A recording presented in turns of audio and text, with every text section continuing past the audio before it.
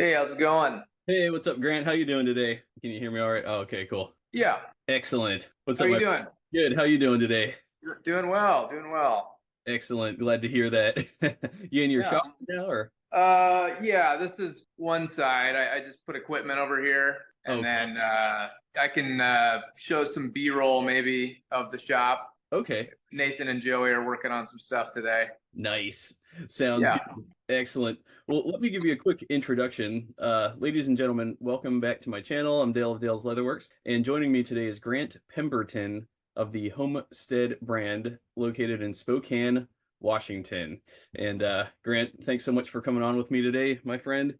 It is an honor and a privilege to get to talk to a maker that is vastly beyond myself. So Well, that may or may not be true. I doubt it. I doubt it. You have a whole operation. I was going through your some of your reels on Instagram, and you've got just an incredible operation going on. So why don't we start with just telling us about yourself? Where'd you grow up, and how did you get into Yeah. leather? Yeah, so I grew up in San Diego, California, and really we were part of I call it the first California migration to the Pacific Northwest. So that would have been in the mid '90s, and my dad owned a business. It was actually my grandfather owned it. So he was an engineer for Boeing, started a company in aerospace, and so they were employing about 120 people. And my dad was kind of sick of the California rigmarole, and like Yeah. I don't know if it was impulsive or not, but he pretty much said, we're moving, and any Mhm. employee that wants to come will pay your moving expenses. And so I think people probably hated that, back then, we hate it kind of now. But so we moved up, with about 50 families actually, and to Spokane. So that was just to be in a better business friendly environment for small business. I see. And then, gosh, I mean, leather's honestly, it's fairly new to me. I mean, I didn't start in leather. I did a bachelor's degree in history and Okay. a master's degree in linguistics. Oh, And really? I taught, I taught in China for 6 years, English. Whoa. And then really the same family business is kind of what brought me back into manufacturing. My dad's business was selling a lot in China, and my dad was kind of like, I can't figure out the culture or the language, and if you ever want an opportunity to come back or kind of pivot your career. And I had to make a decision, either pursue a PhD and stay in higher ed, or get out and kind of get back to my roots a little bit. So really it was from working back in the family business for about 3 years. That was extremely stressful. Yeah. Oh, I Yeah, bet. I lasted about 3 years. Me and my dad are great. He's one of my biggest fans, and but Yeah. there's a story there on just expectations when working with family that to be quite honest, I was a little bit too immature at the time, and regret some things the way I handled myself in that situation. So from Mhm. there, I went into semiconductors, and then from there, I joined a drone startup Oh, really? out in Coeur d'Alene, which is near Spokane. And that was a company that was on Shark Tank back in 2015. And it was actually a friend of mine from high school. And he Okay. said, I need somebody that speaks Chinese and understands manufacturing. Yeah. And I said, I was getting a little stale where I was at. So I said, gosh, let's make the leap and give it a go. I knew it wouldn't last very long. And then sometimes I have to retell the story to myself because I can't remember how it all came together. But I was part of a lean manufacturing group in Spokane, and I believe I let that group know that I was kind of in the job market. One of Mhm. the guys that led that group reached out to me and said, hey, I have an opportunity. I don't know if it's of interest, but you should come check it out. And I said, I'm open to whatever. And he said, it's Nick's Boots. And at that Oh, time, I had no context for leather goods or boots. I just knew about Nick's Boots from radio ads, and I knew it was on Market Street. okay. And so immediately I said, I'm not, there's no way I'm interested. And he said, well, it's actually moved. It's a new owner. He's put a bunch of money into it, and he's investing in lean manufacturing, and he wants to really kind of turn a boot shop into a boot company. Cool. And I was like, okay, well, that's more intriguing. So That was in 2016. I toured the facility, Mhm. and I would just say right off the bat, I was like a lot of Americans, I just didn't know that this still existed in the U.S. Right. So I saw the operation, met some people, and my nature is I just love old stuff, and I've been sitting behind a computer, I think, for too long. And so I started thinking like, man, this is a great opportunity to kind of get my hands moving again and make products that, we can be proud of. So that's kind of how I fell into it. Cool. But, extremely grateful for that opportunity and learned a lot along the way. I believe it. And, it just dawned on me, your name is Grant. So I know two Grants that speak Chinese, or sorry, no, Wyatt Grant Stone speaks Chinese. Oh, right. Yeah. Oddly, I've met more Grants. I mean, at Nick's, we had a ton of Grants as customers, and it's a fairly unique name, but it was just like, I don't know what the deal is. There's probably 20 or 25 Grants that would come up, and I'd just be like, man, this is interesting. It's strange, the coincidences you come across like that. I just shipped off a couple. I have a couple customers named Grant as well. I just shipped off some insoles and kilties off to them. So oh, nice. There must be something with the name Grant and loving leather. I don't know. I don't know. There's a correlation there. There could be. Yeah. Well, that's cool. So you worked at Nick's Boots for a while then? Yeah, I was there for 7 years. That's right. Yeah, I came in, let's see, as the kind of a customer service manager. And then in about 5 months or so, I was kind of promoted as general manager, and then kind of maintained that role for most of the 7 years that I was there. But that, it's really general manager by title, I'd say. Gotcha. There was kind of I wasn't doing, I'd say, traditional general manager work for most of that time. Mm-hmm. I see. Very good. And then, so I was reading a little bit about your story and how the three of you, so it's you, Joseph Roth, and Nathan Cromer. Right. And three of you came together to sort of form Homestead Leather Company, and it's still the three of you to this day, correct? Right. Yeah. Yeah. So we started in November of last year. Okay. And both Nathan and Joey worked at Nick's as well. They were, okay. I had hired both of them. They're both, friends of mine that I brought into the business. Nathan had a lot of leatherworking experience. He had his own business previous to coming into Nick's. Okay. Joey was a friend of mine from hockey who was looking for work. He was in kind of auto body repair, and I said, hey, gave him a job at Nick's, and then he became a sewer and was, a phenomenal sewer for Nick's. So really, for the three of us, like, life changes all happened at the same time. Joey was coming back from paternity leave. Nathan was going on paternity leave. I had made the decision to leave Nick's, and so we kind of were like, let's see if we can start something that can kind of accommodate the needs of our families and, give us a little bit more creativity and utilize the skill sets that we want to utilize. So that's kind of how it came to be. Definitely. And I could so relate to that as a hobbyist leather worker. I still call myself a hobbyist. There's just so much fun in developing out projects. There's nothing more fun than just sitting down with a pen and paper and charting out your next project and how you're going to design it and everything. And it's putting all the puzzle pieces together, and then you get to go do it and you get to go make it. It's super fulfilling. Right. And I see that you guys sell quite a few items. You got classic totes, mini crossbodies, a lot of belts, a lot of wallets, and even I saw a backpack on there too. That's pretty nice. Yeah. We're actually going to be launching. We'll be launching some men's bags probably in the next couple weeks. So everything on there is, pretty focused on women. I saw an opportunity. I got, fairly acquainted with the men's kind of heritage market, higher end stuff through Nick's. And I'd always thought, like, gosh, there's a huge women's market that can also benefit from some of these timeless kind of heirloom leather goods.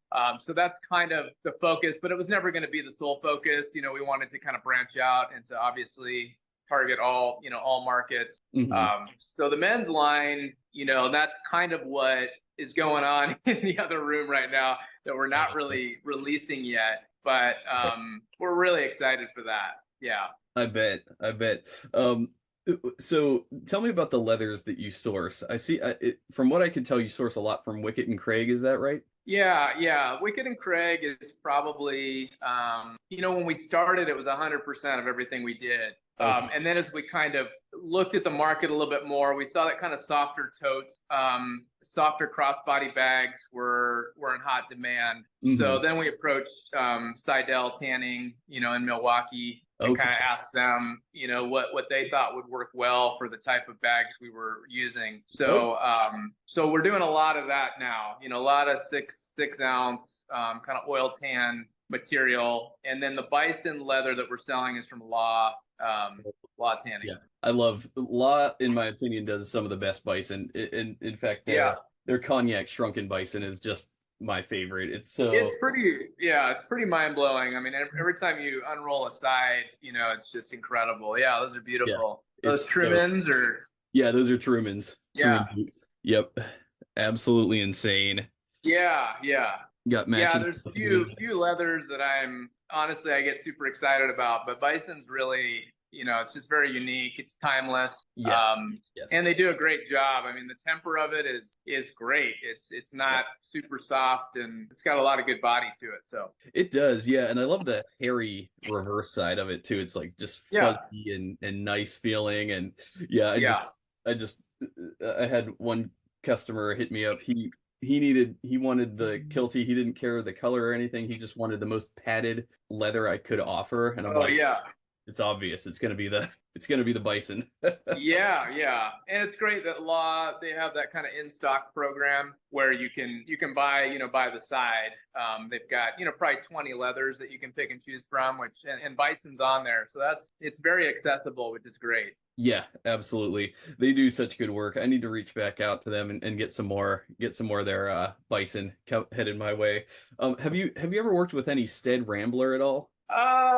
I want to say we did a collab when I was at Nick's. I don't even remember which color it was. It was a while ago, but that was the only time we did Stead. Okay, I got some right here. But it's beautiful, yeah. Yeah, this is Stead's Acorn Rambler. I don't know. These are two, so it's pretty. Yeah. Oh yeah. It's pretty heavy, but. Yeah, I know Truman does a bit of that. Yeah, absolutely. Yeah, they're the ones that put Rambler on the map for me. Yeah. And it's been probably my favorite boot leather. I think I've got boots in almost every color of Rambler. Actually, that's not true. I know there's other ones. There's like salmon, because you could play with the dyes, right? You could play color swatches, and so it's real easy for the tannery to make any color really. So I don't have every single color, but I have a good range from gray on to purple on to blue. My squirrel ramblers, I don't have them right now, but the squirrel rambler is just a sky blue color. It's crazy looking. Yeah, I've loved, I've been, since leaving Nick's, I've been, it's just a different perspective now. I'm not working for the boot company. So now I can kind of look at things more from a customer perspective now versus, repping the brand. And, I've been super impressed with Truman and, their color selection and their leather selection. And I want to get a pair of their boots just to kind of see. I know kind of the Pacific Northwest, White Nick, JK Franks, it's more or less the same construction, but Truman's is a bit different, and they've got a much different kind of automated process. So I'm intrigued to give them a try and see how my foot likes it. Yeah, definitely. I love their lasts. I love their builds. Vince is a super creative guy, and he chooses his leathers. He's very discerning in the way that he chooses his leathers. He rejects a lot, I'm sure. There's a reason why he picks some and does not do others. So, but yeah, earlier I was looking for my next swashbucklers, but I think they're upstairs. But here I have some whites, some Pacific Northwest. Oh yeah. Black oil tan, I believe. Yeah. With a nice padded collar. But Nicks and whites, I only have one pair of Nicks, but they are flawless, man. They are nice. That was a collab. Was that the natural wax flesh? Yeah, those are the ones. Okay. Yeah. Yeah. Yeah, that's a good leather. I think a lot of people asked me when I was at Nick's, like, what's your favorite leather? And, I had a pair of, I still have them, Urban Loggers and brown wax flesh. Okay. I did, they were in a couple of my videos. I coated them in wax and melted beeswax all over them. And I mean, that tannage, I would say there's something unique about it. I mean, I just beat the tar out of those boots, and they just look better with age. Oh, definitely. And, definitely. So, but the natural was never a huge seller for us. Oh, really? Natural wax flesh? Yeah. I don't know if I'm getting that, but these are some other whites in cinnamon wax flesh that cinnamon's a great color too. Yeah. I just got a gash on them today, but it's already healing up. But yeah, I think we did towards the end. Okay, so we did a lot of natural wax flesh, and then we did some tan wax flesh, which was very similar to cinnamon. Yeah. I could sometimes not tell the difference, but yeah, great leather. Durable, scuffs nicely. Definitely. Pardon me real quick. I'm just going to grab, sorry. Oh, you're fine. I had my buddy John, he asked me, he's like, hey man, could you take a picture of your cinnamon wax flesh boots next to your Java wax flesh? And I'm like, why don't I just show you the sides next to it? Oh, right. Yeah. Yeah. I'm like, because my cinnamon and my Java are in just completely different areas of the house. It's easier just to take a picture of these next to each other. So yeah. The Java is beautiful as well. Yeah. Yeah, I mean, I think there's a lot of truth to kind of the Horween recipe. I think even when you unroll a side of that stuff, you can just tell right away. Yeah. That it's Horween, and we were just talking about it this morning, me, Joey, and Nathan. I mean, my Chrome XL, I've got a pair of Prospectors. They're kind of a 6-inch boot from Nick's. Okay. And, just the break on those, I mean, they almost have no creasing in the vamp. Mm-hmm. They were kind of my dress up shoes. They're the color 8, but I tend to just abuse everything. And they're just, they just are incredible as far as, durability, wear, break, all those things. So, I think Horween does an incredible job with their formula still, and there's a reason why people pay a premium for it. Similar to Wickett and Craig on the veg tan side. Yes. They've just got a formula. I mean, I've toured their facility and seen the process, and I mean, they're veg tan. Yeah. Craig, Latigo. Yep. Yeah. Oh yeah, it's beautiful stuff. Yeah. It's the best veg tan I've ever worked with. I was buying Weaver Leathers veg tan, and I still do for my medium and my thin insoles. But I just finally got back in contact with Kylie at Wickett and Craig, and she helped me out. I emailed several people on site and never got a reply for like a year.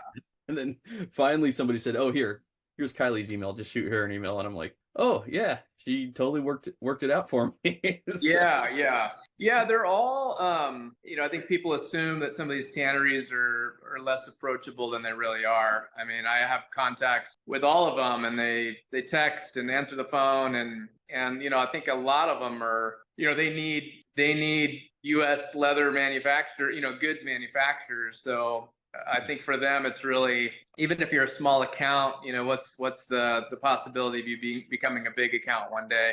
So they seem to be super, I think Horween is probably a little different. I mean, I think just their demand is always there and always busy. But they've launched Tannery Row, which is kind of you can kind of buy direct, which gets you access to a lot of their good stuff too. That's thanks to Tannery Row. That's the only reason I got flesh in stock. Yeah. And you can even say, hey, I know it's a kind of a crapshoot, but if you can, choose something that's less wrinkled or less scarred, and they usually do a good job. Yeah, definitely. Anything I've gotten from Tannery Row, it is a little bit more expensive, but anything I get from them is just top grade quality. Yeah. So yeah, I really like Maverick because they're affordable, and they typically have, my standard Chrome XLs in stock. And true, yeah. Yeah. Some of my recent black Chrome XL that I just got in is phenomenal. I don't even see how it's considered a B grade. But then I've got some sides of natural Chrome XL, and it's like you could see there's I don't know if it's dirt from Al's life still embedded in the leather or something, but there's some cuts of that Chrome XL that are just kind of gross. It's like, yeah, I need to discard a lot of this. Yeah, it was really hit or miss at Nick's. I mean, some of it was just, you know, a lot of times you would run out of something, and to get another load from Horween could take you anywhere from 3 months to 8 months. Wow. So then you'd go to Tannery Row, you know, to help out kind of the last 10 customers maybe. And yeah, sometimes it was just, you know, you get maybe one pair of boots out of a whole hide. Right. And then that would, you know, so that became very expensive and just wasn't worth it in the end. Oh, definitely. Yeah. And I know the woes of running out of leather. My wife, thank God for her, she actually helps me fulfill orders now and stuff. And she kind of keeps an eye on my stock, and she's like, you need to order some more, you know, medium weight veg tan, because we're coming up on it. You know, we're coming up on the last of it. So, yeah. Well, I mean, you think about, you know, if you're kind of comparing the companies, like Nick's has upwards of 60 leathers. Wow. And, you know, so just imagine kind of maintaining that inventory and auditing against open orders and making sure that you can, you know, fulfill them, and then getting you know, are you going to order a half a drum when you only have, you know, maybe 15 outstanding orders or something like that? Oh, what's a drum? How many sides would that be? Drum is usually 1,500 square feet. So it depends on who you're buying from. Okay. So Seidel sides are usually going to be a bit bigger than like Horween. You know, Seidel's, I would say 24 square feet per hide is pretty common. Okay. And then Horween, you know, usually down at like 18. Okay.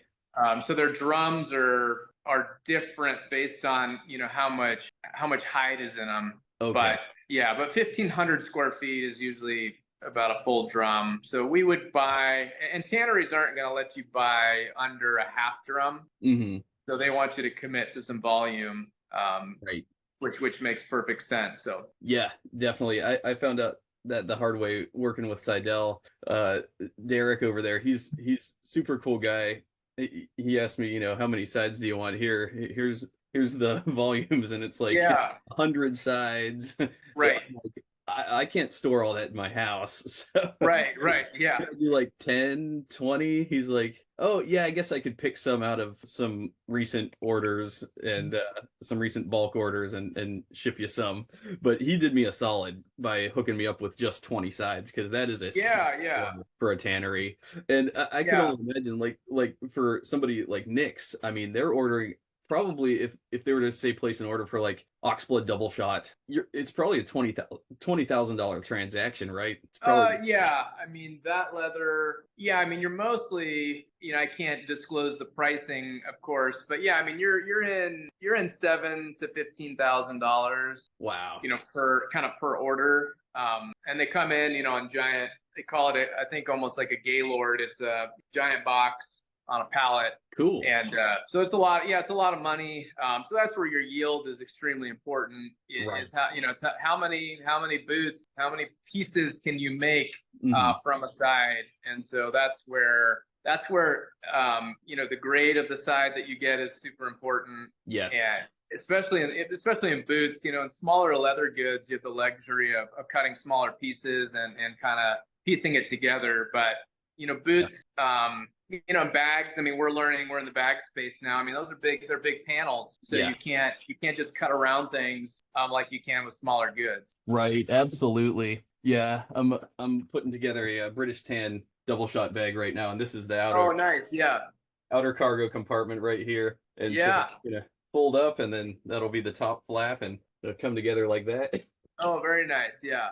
But yeah, one piece. And I mean, that's one of the smaller panels. The bigger ones are, you know, big chunk. Yeah, right. So the bag space, you know, that's maybe one thing I didn't think through fully, but you know, making bags, you're actually using bigger panels than you are even boots. And boots have, you know, different shapes and contours, so you can nest around things a lot easier. But when it's a square or rectangle, you know, it becomes tricky. From a patterning standpoint, you can obviously create more pieces, you know.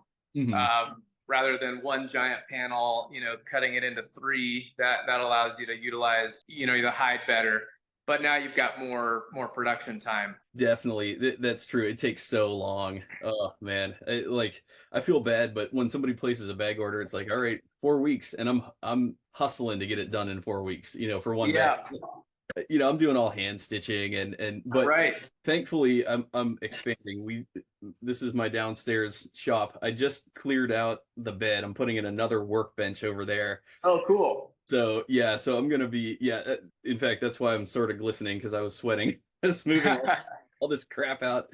And then hopefully just one table for all my machines, and then I'll have this entire surface that I'm talking to you on to cut and to just devoted to cutting. And so space, space is really important. Utilization of space. I mean, we've got about 1,500 square feet here, but we already feel tight. There's only three of us, so it's we're just constantly moving around each other. And if you want to be really efficient, it's important to bring in the right equipment. Mm-hmm. So, one machine might just do one step in the process.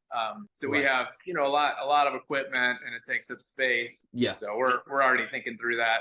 Definitely. I hear that. Yeah, man, everything's a challenge. Yeah. When me and my wife were down here, we're tripping over each other, and not to mention, I just have stuff everywhere, just up in the way. And my back's already bad enough as it is, and I have to step over things. And I told her yesterday, like, I need to clear out more space. I can't work in this confined little spot anymore. And so, she agreed. So what we're going to do, we're still going to use this space over here as a guest room, but I bought a stand-up cabinet for Murphy bed. Yeah, exactly. And so that will be vertical until we need to make it smart.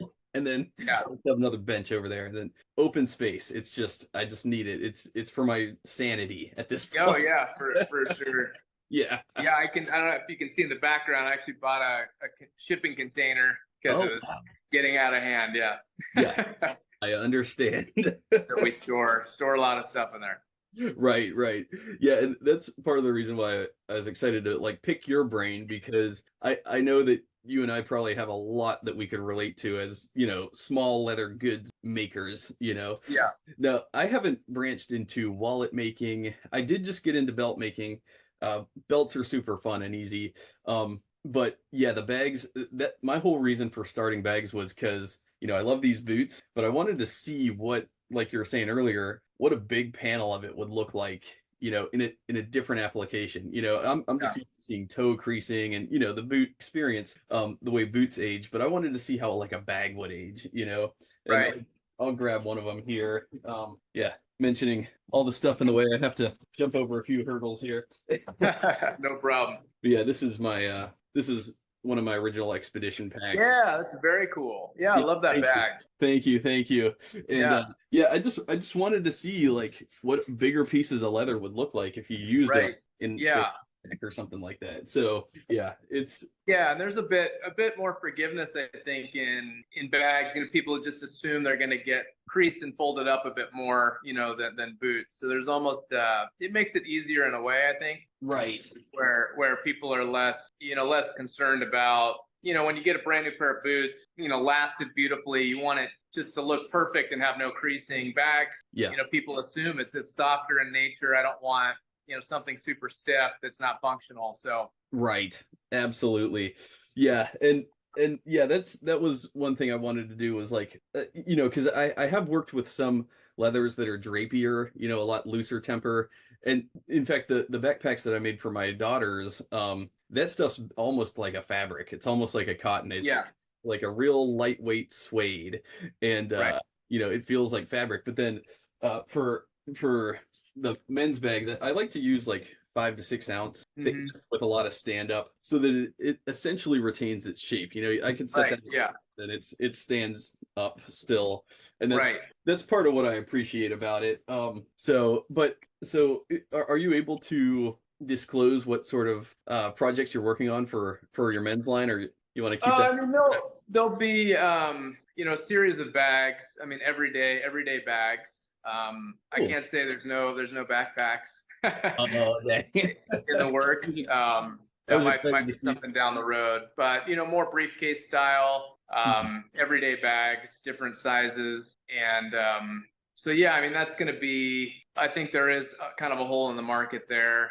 Yeah. That, you know, a lot of people are paying pretty pennies for Filson type garments or Filson type bags, you know. Right. And so I think, but they're starting to kind of question, gosh, the prices are still pretty high and they're not made in the USA anymore. What value am I really getting? So I think there's opportunity there. And then I think there is just something, canvas is great, and we're gonna do some canvas here, but I think leather is, you know, just kind of the classic heirloom. Yeah. You find an old leather bag, you know, from 80 years ago, and it still looks like a leather bag with patina. I mean, that's kind of where we're starting. So we're hoping to have those launched, you know, gosh, probably by the end of next week, so people can take a look. Very cool. Very cool. Yeah. I'll stay tuned for that, because I love seeing your guys' patterns. Your backpack that you have, it reminds me of my Scout. I don't have my Scout down here, but it's your standard daily backpack. That thing is beautiful. Yeah, simple. That's what I wanted to make mine like too. Just simple, and it looks like you have, for the front panel, bottom, and back, it's all one piece. So well, it's three. It's actually four. So the front and back panels meet with an internal base and an external base. Oh, okay. Very cool. Love it. So it's got a lot of rigidity on the bottom, so it doesn't. Yeah, so it's not very soft, you know, on the bottom. So yeah, it's a great design. I mean, it's kind of higher end. You know, it's the Wicked and Craig is it's Fendi. I mean, it's very expensive material. Absolutely. Yeah, so, I love your patterning on that. It's beautiful. Yeah. Okay, I see the bottom seam now. Okay. Yeah. Yeah, on my Scout, it's just, I make it easy. I cut one long strip, and it's for the bottom and back. And then I sort of use the side panels for the structure, but for the Scout, I use thicker leathers anyways, so that it has a lot of stand up. But yeah, structuring it with the side panels, I get similar to boot lasting, I guess. Like, you want to make the panels sort of shape each other, I guess, to form the shape. Yeah, no, it takes they're tricky. We were just talking about that this morning. There's no forgiveness when you have an outside seam like that. So when you're coming around the cylinder and you've got that many layers together, I mean, all that is exposed stitching, and it's difficult. So you gotta go very slow, or you got to tack everything properly, and sometimes just run the machine by hand just to make sure your stitching looks good. You know, one long stitch or short stitch, you know, if the machine is getting caught, you know, most customers aren't going to care, but, you know, we care, and it's like, shoot, you know, you got a perfect bag with one long stitch or two long stitches. That's it's hard to look at. Right. I know what you mean. I always feel bad when I make a mistake like that. It's like, I'll give a discount or something like that. One bag maker that I discovered after I started making bags. I don't know if you heard of Henwood leather? I haven't. Okay. Yeah, they do really cool backpacks. I assume these are, I don't know the pricing on them, but just looking at the level of detail and everything, I assume they're probably pretty pricey. So yeah, well, it's interesting because I haven't been in the leather bag space for a while, so I'm getting hit up with all kinds of ads now, and I mean, and I love, I immediately go to the About Us page and just try to figure out like who's real and who's not, and you'd be shocked at like it would just scream USA made, high quality, and then you read the About Us page and it's not made in the USA at all. Yeah, like Dan or something. Like it's weird. Well, yeah. I mean, a lot of it's Leon, Mexico, and I get it. There's a lot of tanneries down there. There's a lot of good leather. A lot of cheap labor. But I think there's a lot of deception, I think, in the market, which is interesting. I've thought about doing a separate channel on just in 1 minute, can I find where my stuff is made? And cool.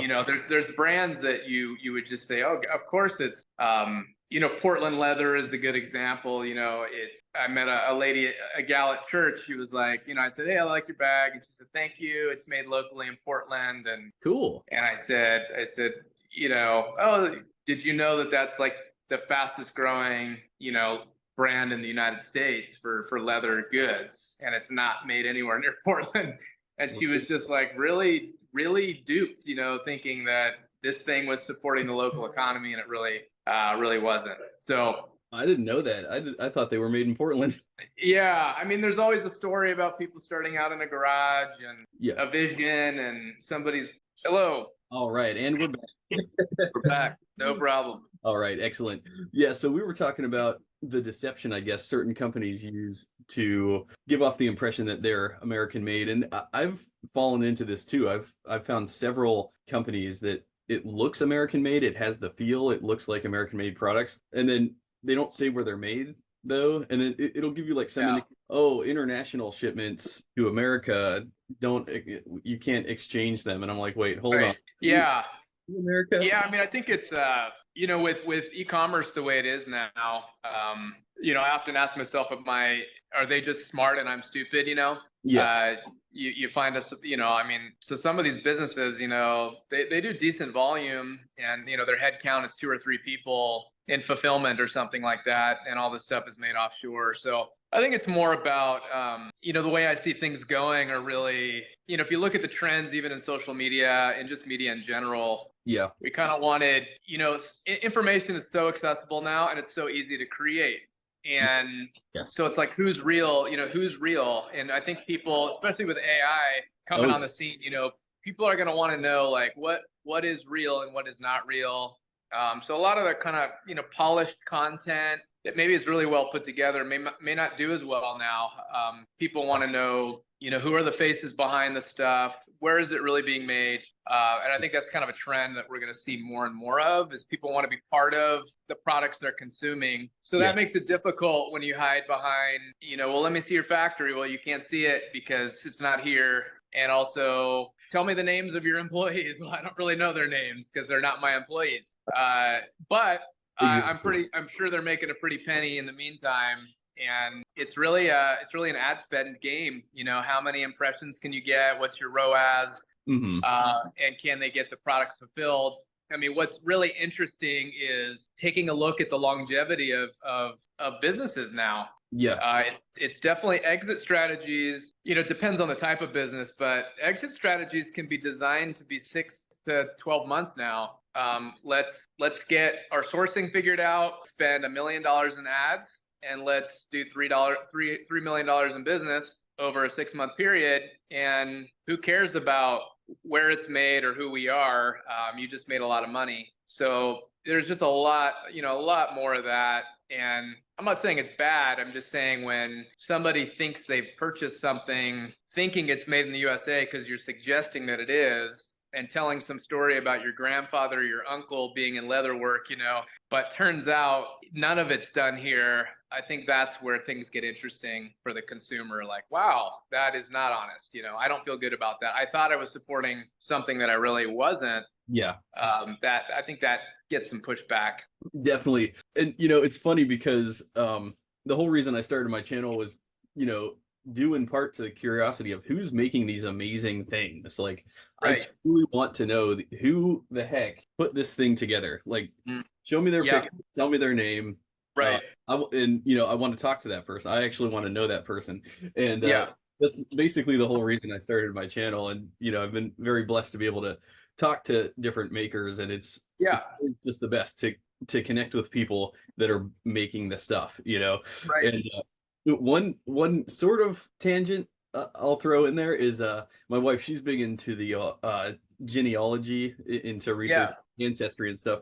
She just found, because I always believe there's like an immortal memory that that we carry, and I've long suspected that somebody in my familial line must have worked with leather, or, to some capacity. I don't know what it could have been, but like my draw to leather is not, I don't think it's all just my lived experiences. I feel like it's something in my DNA.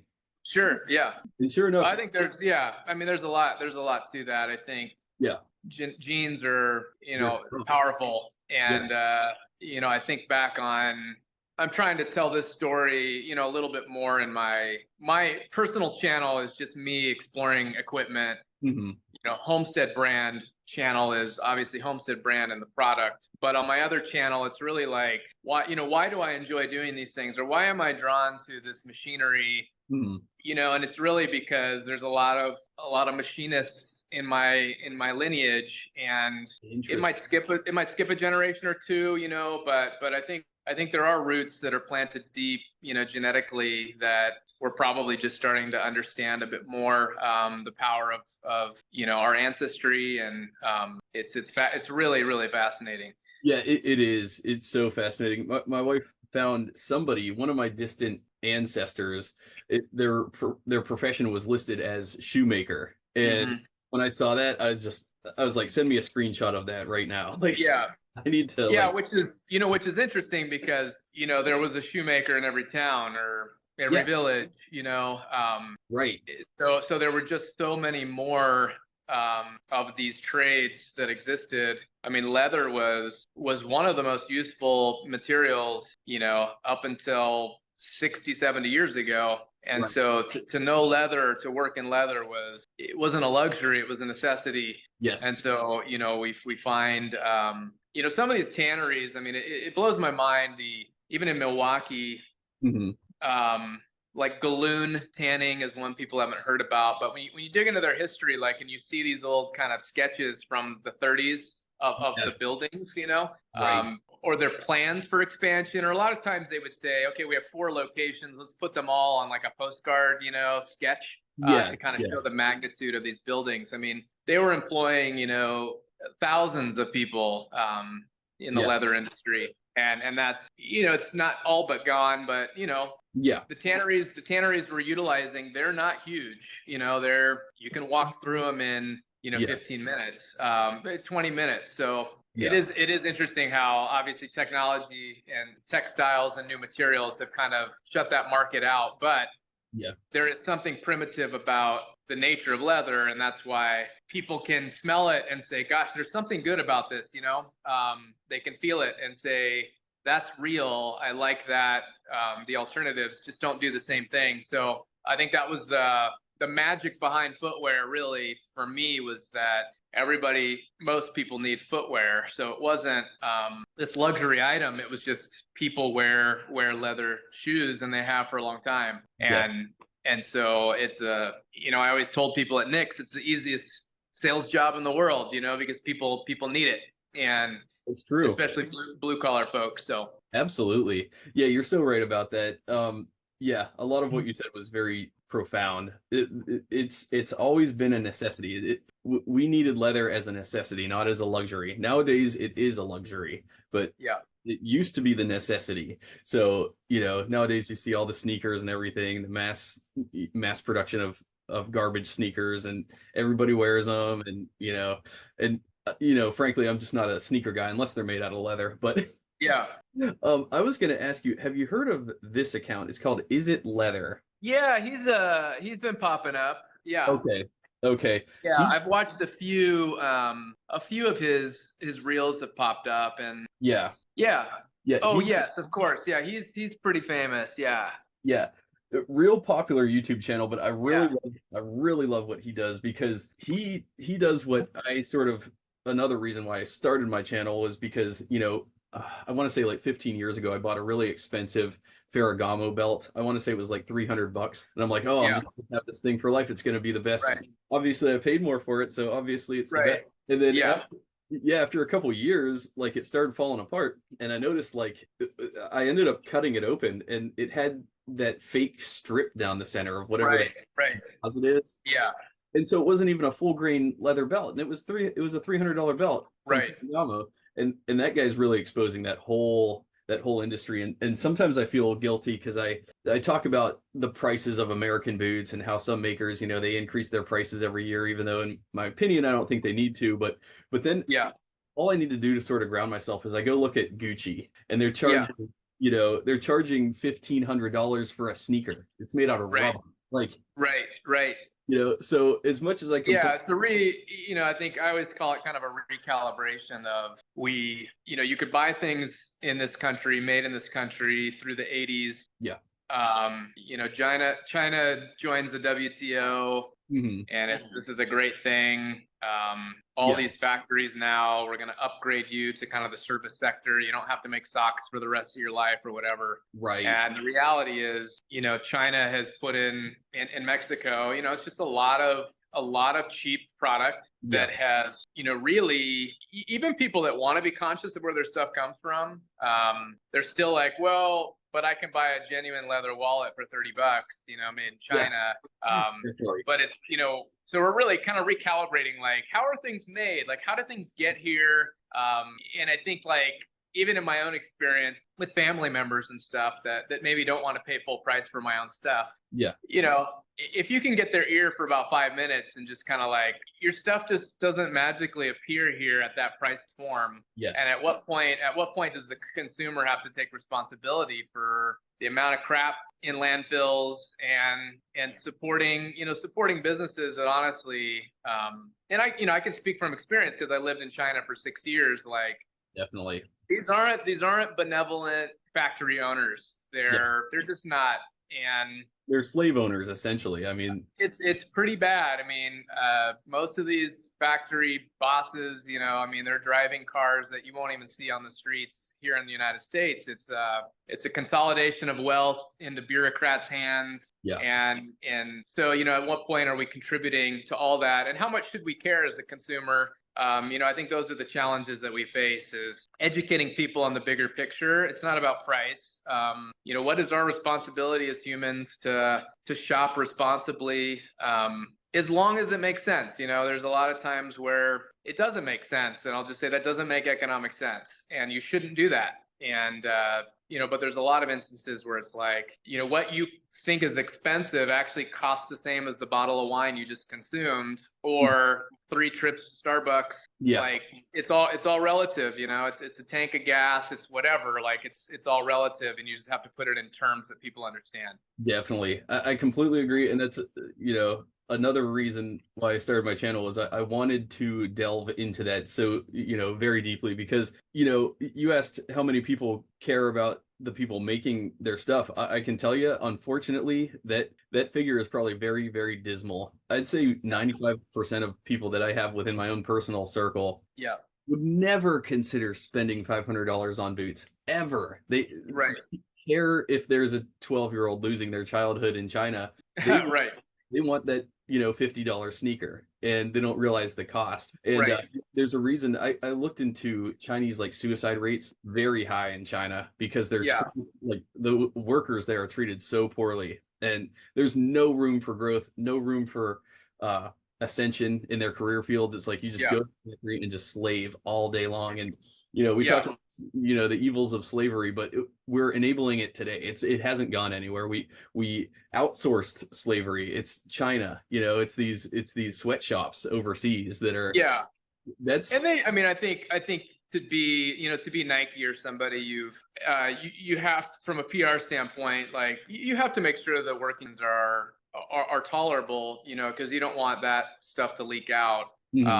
But, I think what's fascinating is, like, I went to the factory that makes, this is when I was with the drone company. It employs seasonally, 180,000. So we're talking 100 acres of covered manufacturing space, and they were making Xboxes. They were stamping the sheet metal, and it was a one-stop shop, ginormous factory, start to finish. All your electronic commodities, from plastic injection molded pieces to stamp. And they were pretty much ramping up in March, leading up to the U.S. consuming holiday season, So we are, like, if they are dependent on Americans buying during Black Friday and Christmas, and their entire supply chain and their entire, factory is dependent on our, how we buy. Yes. And, you talk about this dependency between the U.S. and China, and I was like, wow, there's 180,000 people under this roof, that are really dependent on our consuming. And it was really, really an eye opener. And then you just start thinking, how good is this? I don't know. It's an interesting quandary. So It But is. I think for people, for our part, it's just, I'll tell you, one of the things that really got me thinking was, I was really exploring the history of Nick's Boots. And I really kind of wanted, let's get our story straight. It was a big project when I was there. And I interviewed Nick Blahusen, the original Nick, his grandson. And then I also interviewed a local bootmaker in Spokane who worked for White's and then worked for Nick's. And it dawned on me that this guy, Nick Blahusen, he worked for White's, and then he said, and then a buddy of his said, hey, if you wanted to go out on your own, I could get you enough business to go out on your own, because he had a construction company. And so that's what prompted Nick Blahusen to start Nick's in 1964. And he went at it for about 20 years, and he was making about a pair a day, I think. Wow. which is impressive, hand welted. He was sewing everything. I mean, that's probably hand cutting everything, hand sewing, or hand welting. And in these interviews, I would ask, was he happy, and he's like, yeah, super happy. Was he rich? No, he wasn't rich. Was he poor? No, he wasn't poor. And I just started thinking, like, here's a guy that made leather goods for the Spokane community for 20 years and found some joy in it, and wasn't rich and wasn't poor. Right. And that's really kind of what got me thinking, like, we've lost a lot of that. I'm not suggesting that one-man leather shops or one-man bands are where it's at, but that existed, and I can buy up sewing machines and boot equipment, pennies on the dollar, because we've just deemed that there's no longer demand in that town or that city for it. And, so part of, starting Homestead brand with Joey and Nathan, and we're all three of us are equal partners in it, is like, can three guys make a good enough product at the right price point to make an honest, decent living for their families? That's the challenge. Can it be done? And so that's kind of what we're doing, and it takes, I think it is taking more coaxing of the consumer to, like, do you understand what we're doing here?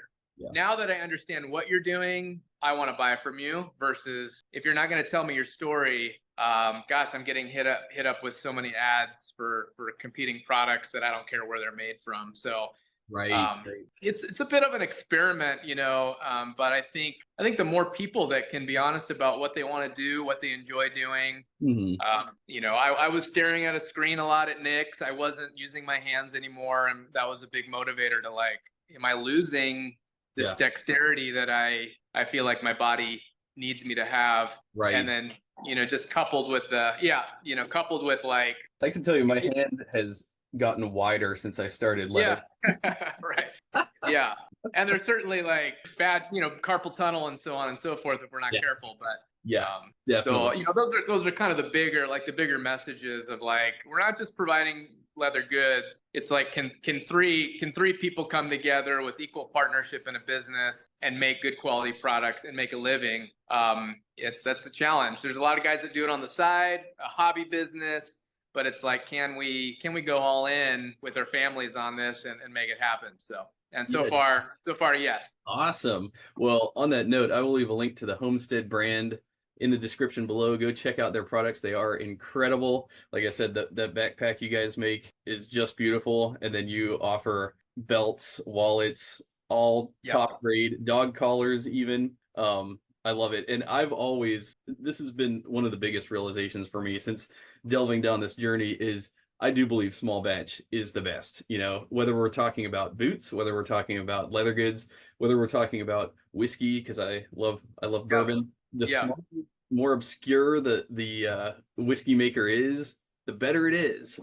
It truly, if one person has their art and their craft and can create using their own personal recipe, it's so much better. It truly is. And so that's one of the reasons why I just love linking up with guys like you, because I could A, see you, talk to you, and B, pick your brain about your process and about your passion truly, and then share that with others. And so, yes, anybody watching this right now, go check out their website, give them a look, because you guys are doing some phenomenal work. Appreciate it. Yeah, definitely. I'm a big fan, and also of your Instagram feed. I mean, and I'll also leave a link to Grant's Instagram in the description below. Disold Soul, and he shows a lot of his leatherworking and his what goes on in the shop. So Yeah, that's my it's my therapy, I guess. yeah, it is therapeutic working with your hands, and yeah, Well, I think too, it's highlighting, like giving some of these machines a personality a little bit. Like, yeah, these are the machines that you just can't buy them anymore. right. You just can't. That they're not. There's nobody making them to the same quality. And some of these machines have been working hard for 50 years, and they're like objectively still in amazing shape and could go another 50 years. So Right. it's a lot of these industrial machines are kind of what made the textiles and the leather products in this country for a long time. And a lot of those companies have sold off to offshore companies. The quality just isn't there anymore. Not to say there aren't some amazing ones. I mean, Adler. Adler is a German company. I think it may or may not be Chinese owned. I'm not sure. I need to fact check that, but they're still making good stuff. There's a lot of Italian companies that are making incredible machinery for the boot space and the leather goods space. So okay, that's good to know. Yeah, Germany and Italy are really where it's at. There's nobody in the United States. Well, I mean, Weaver, I think on smaller scale, kind of the home crafter. Yeah. But as far as automation, Taiwan, Italy, and Germany are really innovating and making the best quality stuff for mass production. Okay, that makes sense. Yeah, because when I go to my local cobbler shop, Cobbler Sonny, which actually, unfortunately, he just went and took a job with Vibram. He moved across the country into your neck of the woods. He's living in I believe Los Angeles now. So okay, yeah. You guys, but yeah, he took a good job with Vibram. So, but his father still runs the shop. Oh wow, yeah, right out here, and yeah, they let me into the shop. They let me look at their equipment. And, yeah, old stitching machines, man. Yeah. Old and still kicking. It's just unreal how it's weird to me that you can't go online and find these machines anymore. Like you really have to track them down. It's really a lost. Yeah.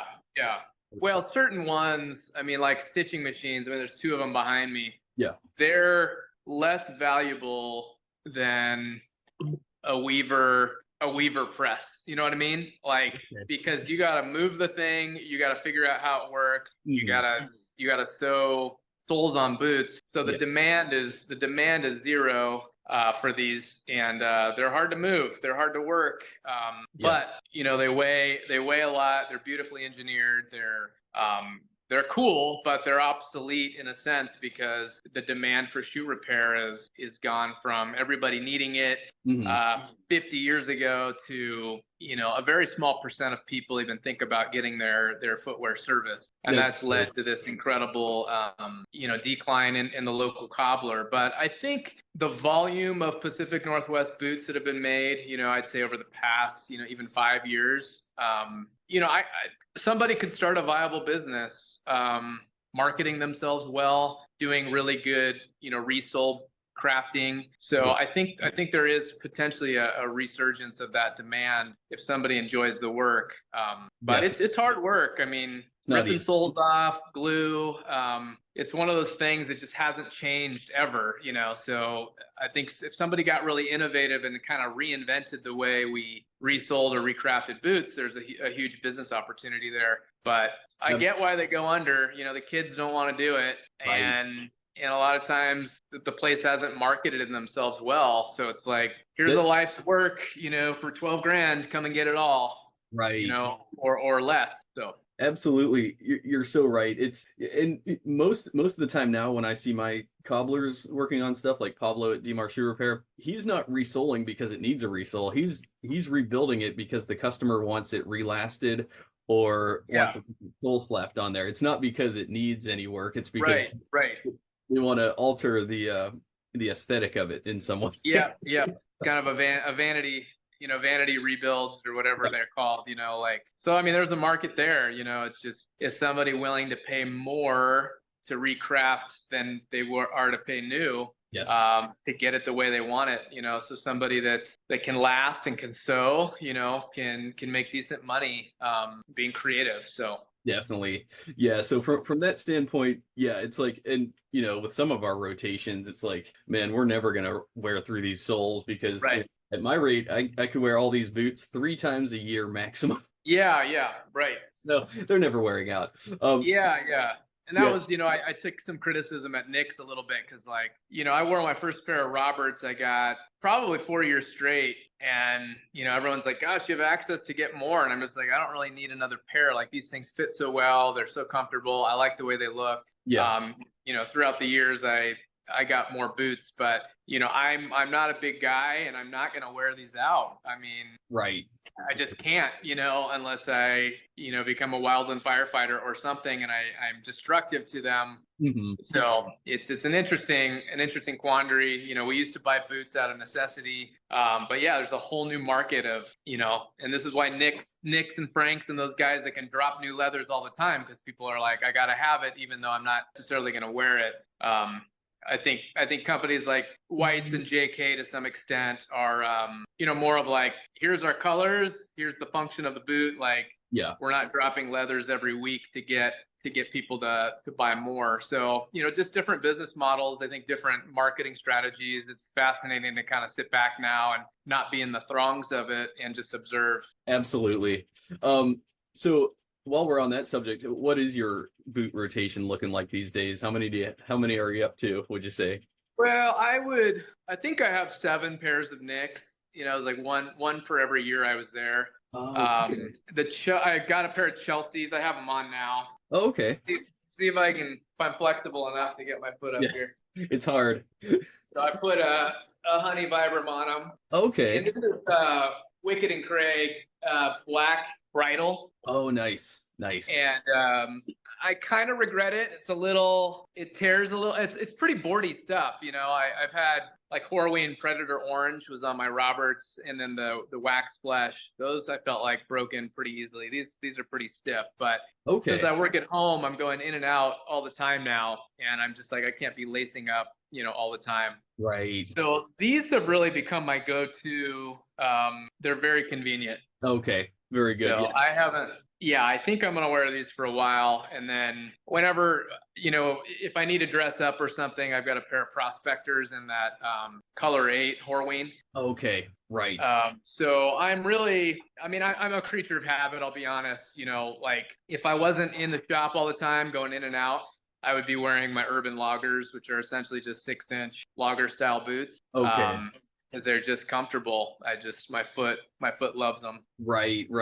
Is this what your Nick's Prospector looks like? That may be mine. Really? Well, let's see. That's a lower heel. I mean, mine were the first ones, and they were that color. I can't tell from that. Yeah, I think those are my boots. Cool. Yeah. Oh, that's wild. I put the first pair in for photos, of course, in my size. How's that? One of the benefits. That's the first image that pops up on Google. So congratulations, you're leading the SEO, the search engine. Well, yeah, and probably the Urban Loggers were also the first pair. And that was back in the day. That was 2018, 2019, where it was like, let me see if this is a good idea. Okay. And let me be the one to kind of test it to make sure that it is, if it's a good or bad idea. Right. Obviously, as the business grew, we had a lot more employees. Yeah. Those are not mine. Mine have a honey or a black lug sole. But similar boot. Okay, gotcha. Awesome. Those are mine. Yeah.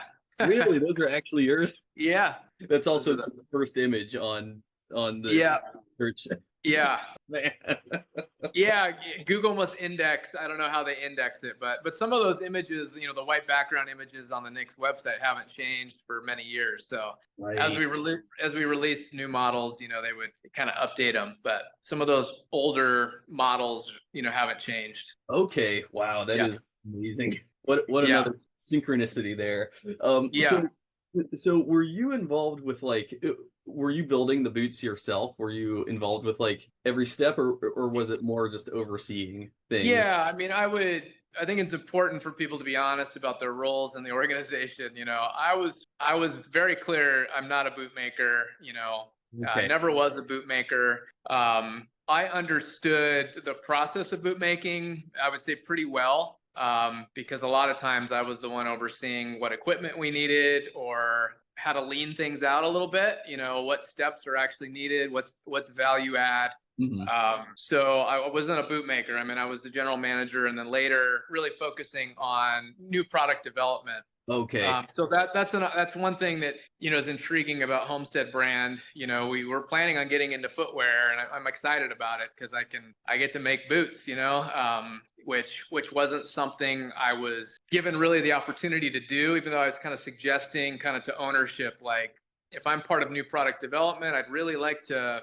We were always struggling to get sewing capacity. Obviously, Nick's runs a really long backlog, 6 months. And so for new products, we'd really need a sewer to come off the line to kind of work with me and figure out how to sew these things. But, through absences or vacations, there never was the resources. So that's when I actually went on kind of my first sewing machine hunt. And I'm like, gosh, if I had a sewing machine, could I do this, to kind of expedite the process? Yeah. And in so many ways, the answer was no. Right. Fill the pipeline, don't make the stuff. And that's when I really started thinking like, but I want to make the stuff, I want to be part of the process. And it's also important to build trust with the production team. If you know how to sew, you're kind of in the club. If you're coming in and saying, let's do it like this or like that, but you don't understand the intricacies of how things go together, it's a harder sell, to get buy-in. So yeah, I mean, I think it's important. People need to be honest about what they do and what they don't do. And for the record, I'm not a boot maker. Yeah. If you wanted me to build a pair of boots, could I? The first 5 pair would probably be terrible, and by the 6th pair, I'd hope I'd pick it up. Yeah. But Joey, one of the partners in Homestead brand, I mean, he's sewed for 5 years. He's an ace. He knows the ins and outs of it. Nathan and I worked really close at Nick's on new product development. So we know what's involved. We know how to do it. But I'm never going to lie to people and say I'm a boot maker, because I think to be a boot maker, like, that takes time. It is, and a boot maker in my mind is somebody that does it start to finish. Right. And there really wasn't anybody at Nick's. Well, maybe that's not correct. Was there anybody at Nick's that could do it start to finish? Yeah, even at Nick's, there was nobody that could make a boot start to finish. Wow, interesting. Yeah. Okay.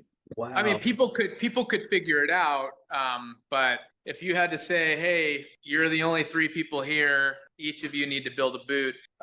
Sewers would sew and lasters would last. Lasters could also bottom. Some lasters had never healed before. Some boot lasters had never sanded before. So, there was really only a few people in the building that could go from lasting through the end of the process. Okay.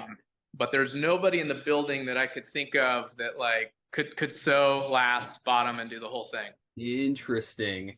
Yeah, my buddy Mike, during our recent talk where we did a big 5-hour talk, he said that basically a lot of that stuff on the production line is basically pretty low skill. Like once you get it down, like that's why a lot of boot companies have a hard time retaining people, because they just can't afford to pay them like a whole ton. But and retain people. Yeah.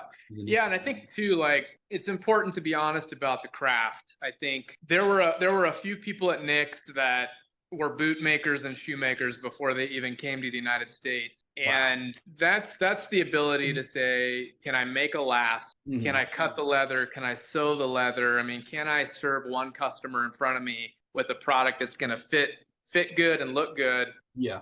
That is the boot maker. That's a cord wainer who can navigate, who can pattern, who can sew. As you scale a business, you need fewer cord wainers and you need more operators and more hands just to, so it's a craft. And I think if you can allow people the opportunity to learn the whole thing, obviously your risk is, well, they get so good at it that they leave. True.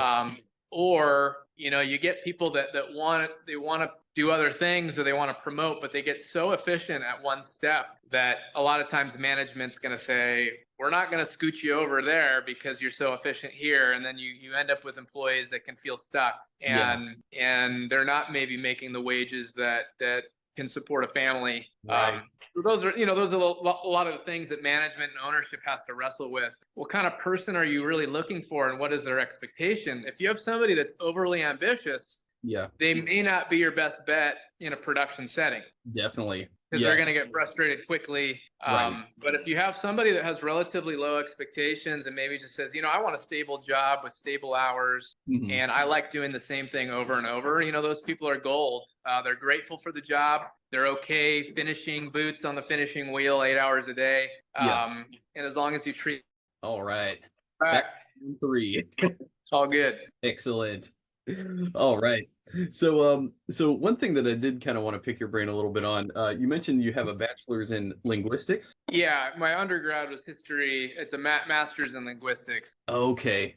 Yeah. Very cool. What type of linguistics were you studying? It was really to prepare to teach English. So applied linguistics is what they call the degree. Oh, But through that I took lots of linguistic classes. yeah. But it was more of the application of language instruction. Okay. Very cool. Yeah. Did you focus on any foreign languages or? I focused on Chinese because I was planning on teaching in China. So that was a whole nother story. I had a roommate that was Chinese in college, and then I had a job at Eastern Washington University. Essentially, I was just getting paid to kind of entertain and hang out with a lot of the international students that were there. And there was a pretty big cohort that was from China. So I was like, oh, okay, this is interesting. And then one became my roommate. And then I was like, maybe teaching English overseas is something that would be interesting to kind of see the world. So that's how I got started. Yeah, definitely. That was something that I pondered doing when I got out of the military. I was potentially thinking about going to teach English overseas. I think, yeah, Nick at Stridewise actually did that for a while too. It's super cool. It always seemed like a really cool opportunity.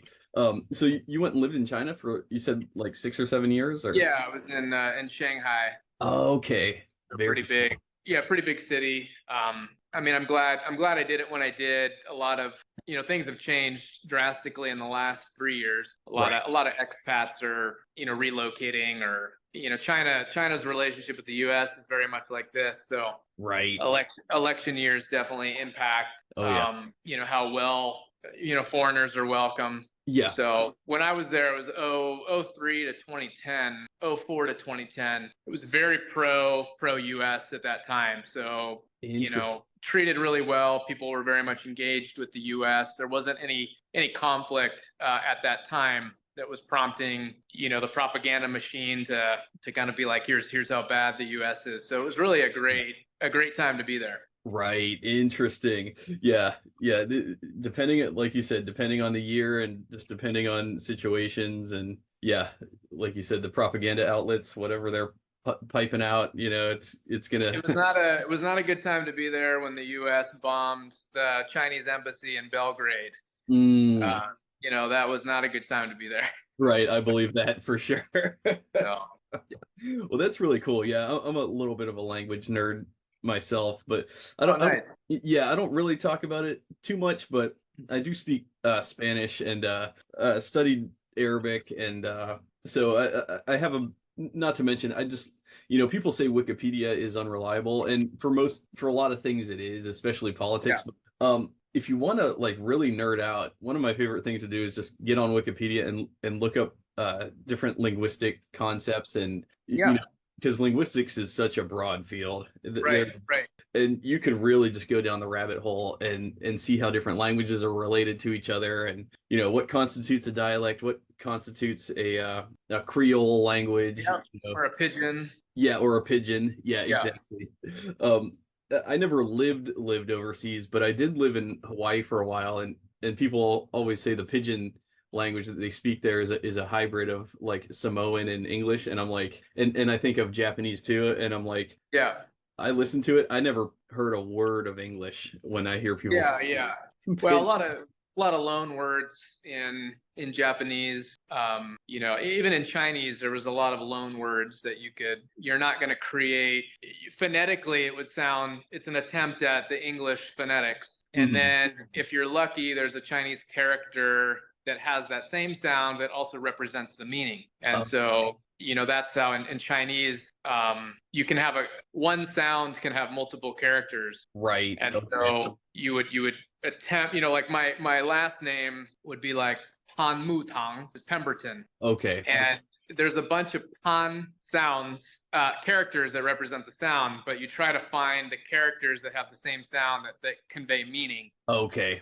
And so you would tell your Chinese language teacher, you know, well, give me a meaning that's got, you know, strong meaning. And so Han is just the family name, which kind of means hunter. And then Mu Tang, Pan Mu Tang, Mu means to admire. Tang means like the Tang dynasty. So you could select other characters that would have different meanings, but you would say that in Chinese, you know, did you have a Chinese name? And you'd say that and they would just be like, wow, you know, you must love Chinese history. And I'd be like, not really. Like, I asked my language teacher to give me a good name. Right.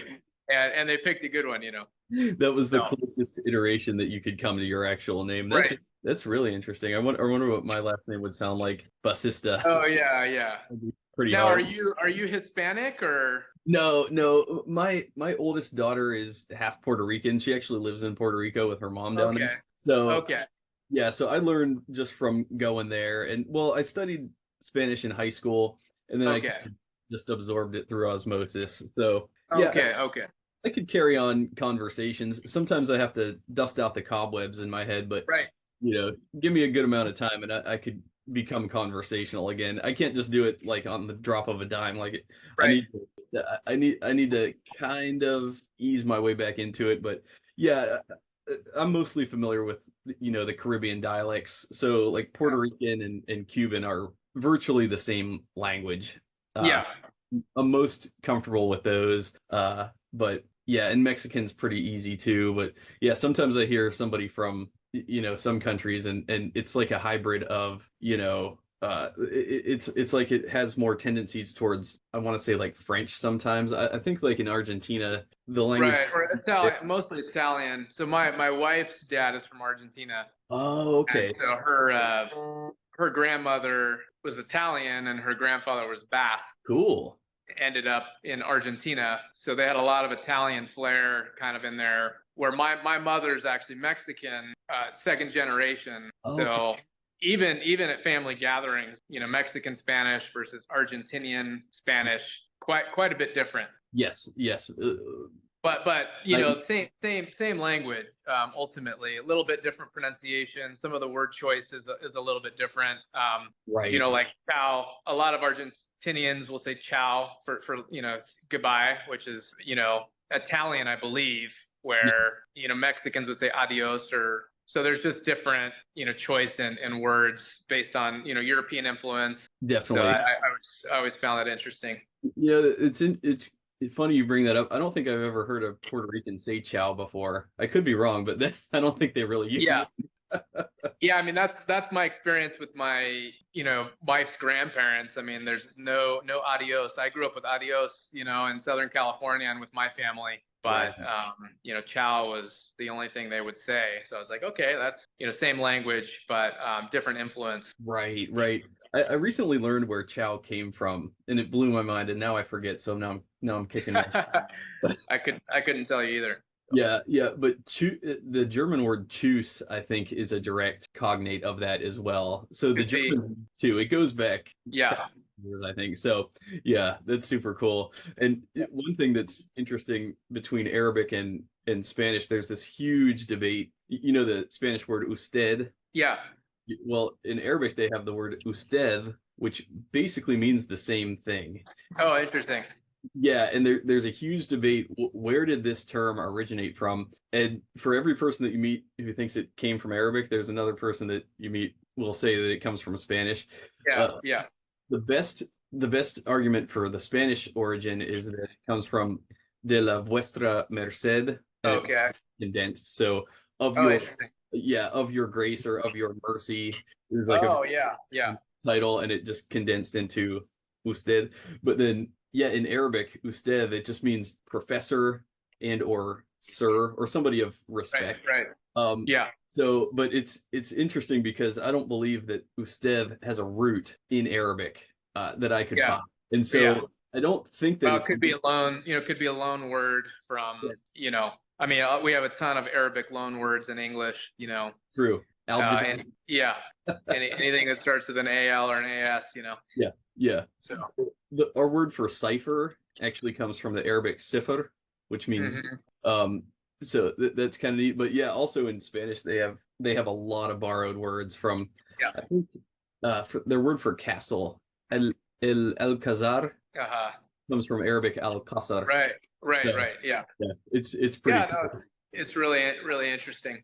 Yeah, yeah, I love linguistics. So I mean, I haven't, my brain hasn't been there in forever. I mean, my right. wife and I speak Chinese to each other when we don't want the kids to hear what we're talking about, but Really, it's a shame. I mean, we practice with each other, but yeah, I'm losing it, which is a yeah, bummer. So yeah, we visited about 3 years ago with some friends, and that was really fun to connect.